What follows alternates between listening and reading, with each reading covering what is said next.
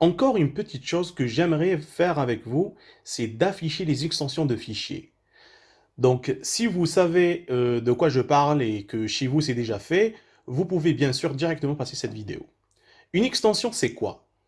C'est les petites lettres que vous voyez après le point. C'est-à-dire quand on a par exemple une image, c'est écrit .jpeg, .png. Tout ça, ce sont des extensions. Donc le mieux, c'est que je vous montre directement un petit exemple. Je vais créer un fichier texte que je vais appeler fichier, pour être un peu original. Et vous voyez qu'il est écrit juste fichier.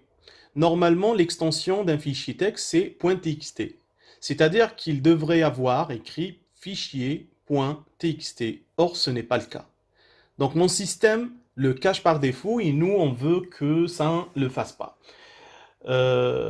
Pour la suite, on préfère savoir quel type de fichier on a devant nous, que ce soit un fichier HTML, CSS ou JavaScript. Donc, on ne veut pas que notre système le cache. Donc, comment je fais? Le mieux, c'est que, comme on a tous des systèmes différents, c'est que vous alliez directement dans Google et que vous tapiez la requête suivante, donc afficher les extensions de fichiers. Donc, voilà. Donc, moi là, je suis sur Windows 7 pour ce tuto. On a tous donc des systèmes différents et la procédure est différente en fonction des systèmes. Donc vous tapez afficher les extensions de fichiers avec votre système. Voilà. Donc vous pouvez ensuite ouvrir le premier ou deuxième lien et vous aurez exactement la démarche à suivre, ce qu'il faut faire et tout ça.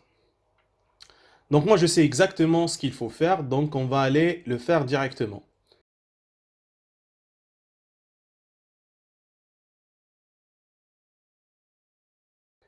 Affichage. Et là vous voyez une case qui est cochée. Donc là c'est en anglais, donc en français c'est masquer les extensions de fichiers de type connu. Nous on va donc décocher cette case et on va faire appliquer. Voilà. Pour info, sur Windows 10 par exemple, c'est plus simple. Donc vous avez dans affichage, dans l'onglet affichage, donc une case à cocher qui s'appelle donc extension de nom de fichier. Ben, il suffit donc de cocher cette case.